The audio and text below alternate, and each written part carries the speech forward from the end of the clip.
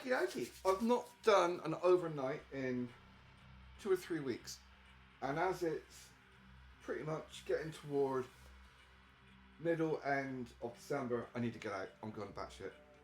It's for my health, not just all the usual bollocks. It's a case of the damp is so bad in the house. I've got quite substantial residue of water on the windows in the morning. Windows are open all night anyway. So for my health, I need to get away from the damp, which means going up the hill into the woods, which is not what we're doing now. So this is not what I would take should there be a zombie apocalypse. This is an overnight. I would not be taking a load of cardboard and rubbish with me if I was going out for a long-term thing. I would not be taking half of this stuff. This is literally because I'm only going out overnight. I'm not going that far. So, a very thin balaclava. Very, very thin, but very effective. Very thin snood. Two together, 100% wind resistance. The head is covered minimally, but it is quite effective. Thin pair of cheap woolly gloves. That entire bundle is less than £5. I go by what is cost efficient as well as what's going to be effective. Now, things I've gotten into recently for lightweight and how much space. This is my mug. This is still my mug. This is my food bowl. It's a 1 litre food bowl. That is some roast lamb from last night. So without making it go all over the floor, that is my food bowl with my roast lamb in it, which will, excuse me, end up having these in there as well. Nummy, nummy, nummy, nummy. I did get a second batch of these, but I went for the ones that were spicy as opposed to nut your throat spicy. I haven't tried the new ones yet. I don't want to open the boxes with my neighbours upstairs. I'm in a bungalow, so my neighbours upstairs are the, I'm going to call them bats. I know they're rats, but if I call them bats, it's not quite as terrifying. So that is my food for later on when I get up the hill. I'm not going to bother taking any more food. Breakfast, I don't care. Breakfast is going to be in there, which is going to be coffee, sugar, and whitener. To liquid, I'm taking 1/3 of a litre of squash just for drinking. I'm keeping the liquids separate so I don't drink into my coffee supply water. That is just for food and coffee, so that's for cooking. So half of that is going to be for my noodles and the other half is going to be coffee in the morning. Sleepy by time drink. Homemade, very nice. I've got 2 lots of paracord I'm taking. I don't need it, but weather forecast is clear skies. Translation, really fucking cold. Fork. Nice thing about these really thin, cheap forks I got online is that they're really cheap, they're really thin, they're very lightweight, which is what you need for camping. Lightweight. I'm taking me a knife. Just because it's a lot less grief for doing a bit of kindling. My cat training toy. Wah, wah, wah, wah, wah. Very effective. A little bamboo blowpipe for the fire. Recharge. This one is getting a little bit. It's had a lot of use over the past couple of months, and it did stop working. But these needle points on the end, if you wiggle them to get them aligned, they still work. I have got another one that's a bit more substantial looking on order. Should be here, it could be here today. I doubt it, but it could be. So I've got that. I've got a little charging cable, which I can plug into this thing if my lighter does run out. Everything's fully charged, but just in case, I've got that as a backup. Worst case scenario, I can use the hand crank on this to charge up the internal battery and then use that to recharge the lighter. Sock is always handy. It sounds gross, I know, but it's a practical thing. A sock is not just for wanking. It's things like if you want to go for a piss in the night, rather than getting out of a hammock, you lean over, flip the cock out, get a semi, and you can aim. But to save on dribbles, we all kept them. you know, have that, soak up the dribbles. That is basically just some rubbish. That's all it is. It's just a bit of paper, whatever, to start a fire. That's all that is. I was toying with the idea of actually building more of a fire pit under the hammock and then have it chimneyed off. It's guaranteed it's going to get trashed if I do that. Actually doing something, it will either get trashed by Jippos or it get trashed by locals. Because you kick it off from my land. It's not their land, it's public property. But they treat it like their own personal thing. Because they put sheep in the woods. Which they're not allowed to do, but they still do it. But anyway. The over blanket, oven ready, tinfoil, hat, blanket thing, ground sheet. It's brilliant. It's 2 by 2.5 meters. It keeps out, it's 100% windproof. That is what I use it for, as an over blanket inside the hammock. Now I did have, what have I done? That could be condensation. It could, I did have, still have somewhere, some magnetic hooks, which I wanted to use for this. I cannot find them. No idea. I haven't seen them in a month, so I don't know where they are. But the idea is to have that inside the hammock, put the hook on the power cord outside the hammock, then a magnet can go underneath as well and hold up that ground sheet to create more of an air gap around me rather than just laying on top. So that is that. My coat, it's a £5 from a charity shop coat, but people don't realise what it is when they put it in charity shops. They think it's just some crappy old black coat. It's a sealskin coat. It's not made from seals. It's called sealskin because it's soft, the way it feels. It also is 100% windproof and very water resistant. Biggest benefit to that one is it's got a hood. Some of these don't. And just having a basic hood on you, it makes a massive difference to heat loss. Hammock hasn't seen the light of day in about 3 weeks. And I am a bit concerned that things may have gotten damp from being, should be okay, from being left lying around. Hammock, under blanket, under quilt, whatever you want to call it, helps keep the wind off your ass when you're in your hammock. Alright, that is my 5 by 5 meter tarp. I'm not taking the smaller tarp because it shouldn't rain, so I shouldn't need it. And now, pack all this stuff up. I'm still keeping a lot of the stuff in the same places I normally put it, so I know where it is. So, power cords go in the ass pocket of the Bergen. You don't have to get army kit, you can just get a nice cheap backpack. What I always do with things like the Bergens, even before I would do the same thing, a lot of us would. We'd remove the metal framework. I've still got it right in there, I know exactly where it is. I remove the metal framework that goes for your back and I cut off the belly strap. Because otherwise, the belly strap is fucking useless. They're only good for show, they're not any good for actual practical use. They just get in the way and they're fairly heavy. You can keep the belly strap and they're going around your waist and use it for other things. I'm not going to tell you what, because I'm on YouTube. But that is what I do. Take out the metal frame, cut off the belly strap. If you combine those two things together, you can have a lot of fun with bunnies. Anyway, so I need to put things in this pocket that I'm not going to get damaged if they get sat on. So that lot can go in there and a sock. So these things, lightweight, not going to get damaged if I sit on them, they can go in the ass pocket. Plus, that way I know where they are. If it does get cold walking up, which it probably will, and I can just grab them and put them on. So things that are going to go in the bottom of the pack are things that are not going to get damaged if I sit on them, which I will be doing, because injuries I've got, I can only go so far at a time without having to stop for a break. And it's not as if I'm on a major yacht where I have to do a certain number of miles, and I have to do it in a certain amount of time. So, next. Helmet bag. You don't have to use professional bags. This is a bag of crash helmet came in. try not to laugh whenever I say came in because it's just so rude. So, 2 cheap sleeping bags.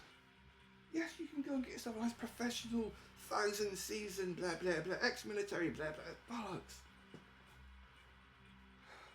They take up about the same space, they weigh about the same, and these 2 cost me, okay, one was free, but if I actually bought them, you'd be talking maybe 20 quid for 2. And with the 2 together, I mean, I was out and it was nearly freezing conditions the last time. I did an overnight, and no wind got through, no heat escaped. And because it's quilted, it allows a bit of ventilation. To the point where you do get a bit too warm at times. Like army, la la la la, this thing is lovely. It's great because you can put that on in the morning and you don't need anything else. You just wander around just wearing that. It keeps that water in. Your bollocks do disappear, man, because it's fucking cold. But that little package, as it's the last I need to take out, goes in the bottom of the bag. Bottom of the bargain! So that way I can sit on it and know that I'm not going to damage anything. Because you don't want to put things that are highly packed, like the undercoat, because you sit on that, it could rip, because it's very tightly packed in.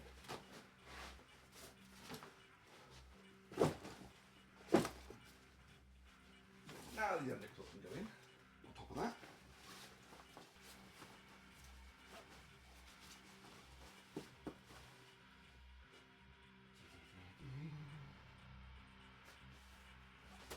So I'm not taking massive amounts, so things like this, which I could tie, I normally tie it on the outside, but that can just go inside. So that does squish down quite nicely. Quite nicely.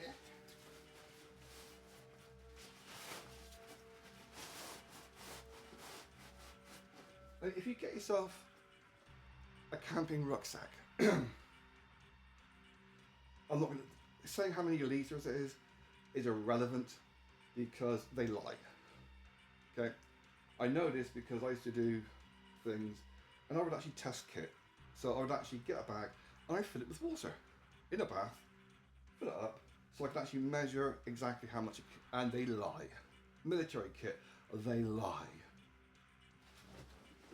So get yourself a big one. You can always tie it in with a bit of bungee if you're not going to fill it. It's rain. If it's too big. If it's too small, you're fucked. If it's too big, you can always tie it in a bit closer. And the amount of fabric they use to make these things, you're only talking a few grams extra in weight. Right.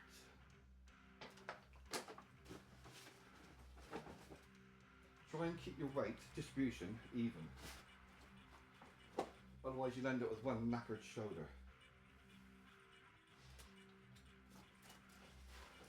So it's like 1.5 litres in there, that's 1 litre in there.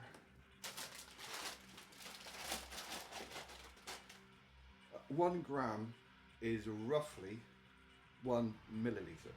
So if I'm putting in 200 grams of food with 800 milliliters of liquid, that's roughly a litre in weight. Another gram.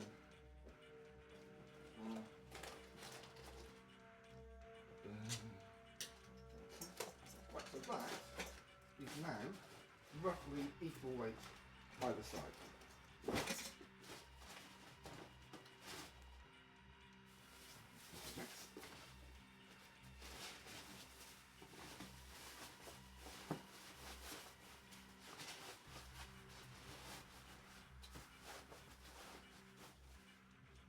Another little tip, don't put things in your jacket pocket unless you know exactly what it is and where it is, because you may find yourself out on a walk, you know, whatever, and you want to take it off because you're sweating and you want to stuff it into the armrest so you can carry it with you. Be careful you don't just drop stuff out your pocket. I've seen people do that and you would end up just losing your essentials. So if you're going to put stuff in your pocket, make sure it's a pocket that you can do up, like a zip or something. All the more vulnerable type stuff, tech, I will go and get some paracetamol. Believe me, if I ever do get around to getting off grid properly, I will not be taking any paracetamol with me. I'll be taking some branches from willow trees and pat those fuckers. I want to go off grid, I want to get away from all the drugs, not just the social. Anyway, enough about that. Eli Lilly. All that scrap in the top there as well. Squish down. All that can be very well squished down. That bit on top, which cannot be squished because it's got the underwire bra thing in there. That is a bit of a pain because it does give restrictions on packing, but it does make a big difference. That, I need to go and fill those up in a minute before I forget. But that is pretty much it. The knife, if that knife goes anywhere that is easily accessible, like in my pocket, on my hip, I can get done. It's that simple. Even in the woods, you can get done. Arrested, nicked, athletes by the roses. So that is going to go in the inside pocket of the Bergen flap. In here. Now you see, you can carry any blade you want. You can carry a machete, you can carry a sword, but it must not be easily accessible. It must be, you have to be able to undo something to get to it. Otherwise, you can get done for carrying an offensive weapon. If it's in your backpack, you can't get done for it. As long as you can get some kind of excuse, validation. All the tech type stuff. If it were going to rain, I wouldn't put it in the top piece. But then having said that, these things are waterproof, which is, I have actually experienced it firsthand. They are waterproof, and yeah, even though it's all shitty Jewish music, it's nice to have a bit of noise in the background. That will be going in my pocket, just in case any dogs around to attack me. Quite funny, the last time I went up for a walk, you get a lot of people, they use animals to attack people, they train them. You got this one guy does it with these two great big pony-sized fucking dogs. Oh, they've never done it before. Oh, they're just having fun. And you get these lesbians do it a lot. They will actually train their dogs to attack men. The thing is, dogs don't differentiate between men and boys. Oh, there must be a reason why they're attacking you. Yes, you conditioned them to attack men. So it's quite funny though, if you flash that in a dog's eyes, like tick, tick, tick, tick, tick, tick, tick, it seems to reverse their mentality, and they generally attack the person who's holding their leash, which is quite amusing and ironic. Not that I would ever do such naughty things, of course not. I don't post a lot of my experiments online. I sure as hell don't post them. I might post the occasional hint on YouTube. I sure as hell do not post them what I actually do, because YouTube is a cunt. That's done on that side. Need to get the coffee and milk powder to go on that side with that bottle. You don't have to pack it down tight when you're doing the lid up, because it's going to get wobbled around anyway.